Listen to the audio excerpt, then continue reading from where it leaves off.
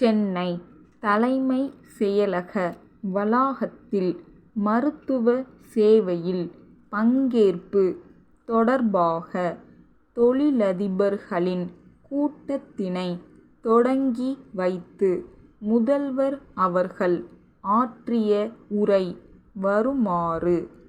இங்கு அழைக்கப்பட்டுள்ளதன் நோக்கத்தை மக்கள் நல்வாழ்வுத்துறை அமைச்சர் அவர்கள் எடுத்து கூறியிருக்கின்றார். தமிழ்நாட்டில் பொது சுகாதார திட்டங்களை, குறிப்பாக மக்கள் நல்வாழ்வு திட்டங்களை சமூக நலம் என்ற அடிப்படையில் நிறைவேற்றி வருவதில் இந்த அரசு எவ்வளவு அக்கறையுடன் செயல்பட்டு வருகிறது என்பதை நீங்கள் எல்லாம் மிக நன்றாக அறிவீர்கள் என்றே நான் நம்புகிறேன். குறிப்பாக இந்த அரசை பொறுத்தவரையில் நாங்கள் பொறுப்பேற்றுள்ள இந்த அரசில் மக்கள் நல்வாழ்வு துறைக்கு அதிக அக்கறை எடுத்துக்கொண்டு வரப்படுகிறது என்பதை நீங்கள் உணருவீர்கள் என்று நான் கருதுகின்றேன். எடுத்துக்காட்டாக, தொழுநோய் முற்றிலும் ஒழிக்கப்பட வேண்டும் என்பதிலே ஆர்வம் கொண்ட இந்த அரசு 25 ஆண்டுகளுக்கு முன்னர் தொழுநோயால் பீடிக்கப்பட்டவர்களுக்கு தக்க மருத்துவ வசதி அளித்து அவர்களுக்கு மாவட்டம் தோறும் மறுவாழ்வு இல்லங்கள் ஏற்படுத்தி இன்னமும் தொடர்ந்து நடத்தி வருகிறது. அமெரிக்காவிலே சில கண் மருத்துவமனைகள் கண்ணொளி முகாம்களை கிராமப்புறங்களிலே அரசின் சார்பில் நடத்தியதை பார்த்து இங்கும் அவ்வாறு நடத்தப்பட்டன.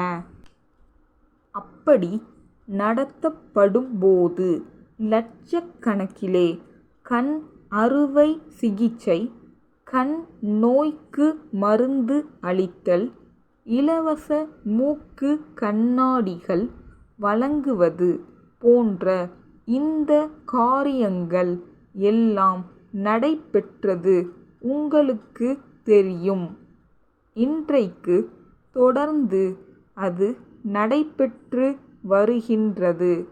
ஆனால் அன்று நடைபெற்றதைப் போல அவ்வளவு பரவலாக நடைபெறவில்லை.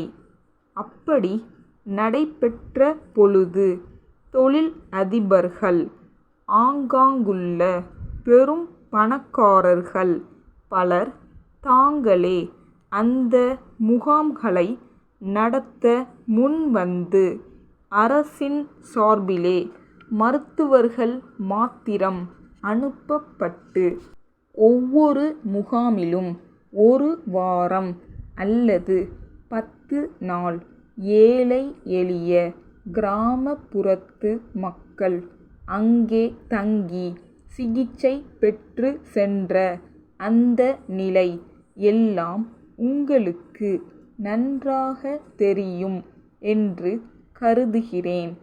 இப்பொழுது அரசு மருத்துவமனைகளில் வெளி நோயாளிகளுக்கான சிகிச்சை நேரம் அதிகப்படுத்தப்பட்டிருக்கின்றது.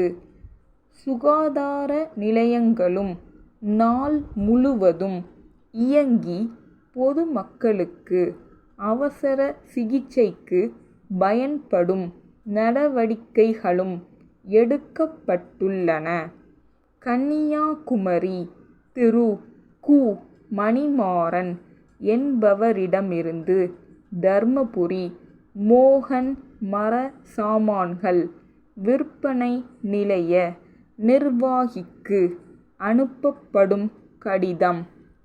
அன்புடையீர், தாங்கள் விற்பனை செய்யும் மர சாமான்களை உற்பத்தி செய்து வழங்கக் கோரும் விளம்பரம் ஒன்றினை இன்றைய செய்தித்தாளில் பார்த்தேன்.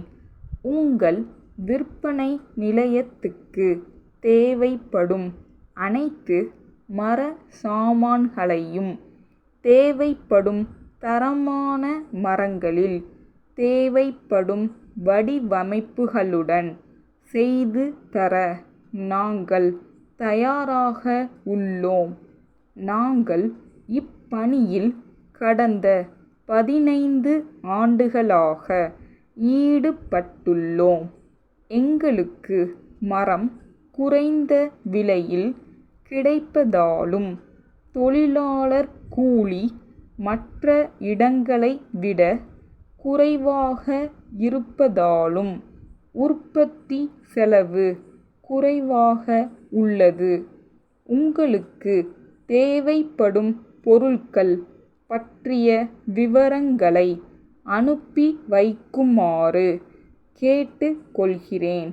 விவரம் பெற்றவுடன் உங்களுடன் தொடர்பு கொண்டு மற்றைய நடைமுறைகளை செயல்படுத்தலாம்.